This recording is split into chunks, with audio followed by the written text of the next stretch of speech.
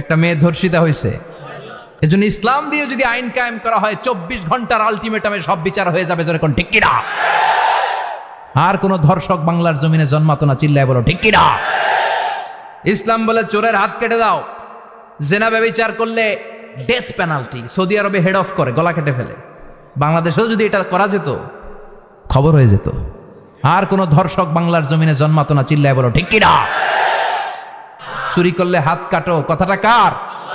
السارق والسارقة فاقطعوا أيديهما جزاء بما كسبا نكالا من الله والله عزيز حكيم.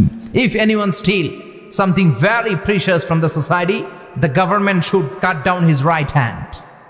দামি কিছু চুরি করলে, এটা সাক্ষীর দ্বারা সাব্যস্ত হলে গভর্নমেন্টের উচিত তার ডান হাতটা এক কোপ মেরে কেটে দেয়া। কার কথা? বানু মাখজুমিয়া গোত্রের এক মেয়ে মদিনাতে চুরিতে ধরা পড়ল। অনেক বড় ফ্যামিলির, ডিগনিফাইড শিল্পপতির মেয়ে। সাহাবারা বলল, এই মেয়ের হাত যদি বিশ্বনবী মদিনায় কেটে দেয়, মদিনাতে তো মারামারি লেগে যাবে। কে বলবে বিশ্বনবীর কাছে যে সুপারিশ করার ক্ষমতা কারো নাই?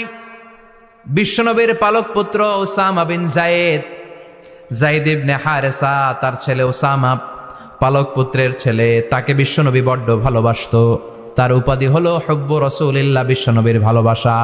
সবাই বলল, উসামা, আমরা যে বলতে পারবো না, তুই যে নবীরে সুপারিশ কর। ও নবী, যদিও চুরি করেছে মেয়েটা, সাব্যস্ত হয়েছে, কিন্তু আপনি মাফ করে দেন, হাত কেটে দিয়েন না।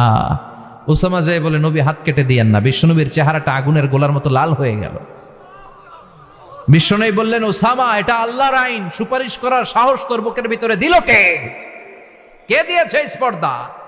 লাউ আন্না ফাতিমাতা বিনতে মুহাম্মদ সারাকাত লাকাতা মুহাম্মাদুন ইয়াদাহা। এই মেয়ে তো দূরের কথা, আমার কলিজার টুকরা, নয়নের পুটুলি, জান্নাতি নারীদের সর্দারানী আমার মেয়ে ফাতেমাও যদি চুরিতে ধরা পড়ে, আমি তলোয়ারটা বের করে ফাতেমার হাত কেটে দিতে 1 সেকেন্ডও দেরি করব না। কারণ আইনটা কার? চিল্লায় বলেন কার? এজন্য বাংলাদেশে চুরি চামারি আসানা নাই, হাজার হাজার কোটি টাকা উধাও হয়ে যায়, আসানা নাই। যারাই চুরি করবে হাত কেটে দেয়া হবে। বাইতুল মুকাররমের স্কয়ারের সামনে হাত কেটে দেয়া হবে। আর প্রতিটা চ্যানেল লাইভ ব্রডকাস্ট করবে, এটা সরাসরি সম্প্রচার। আমরা সবাই দেখবো কেমনে চোরদের হাত কাটে।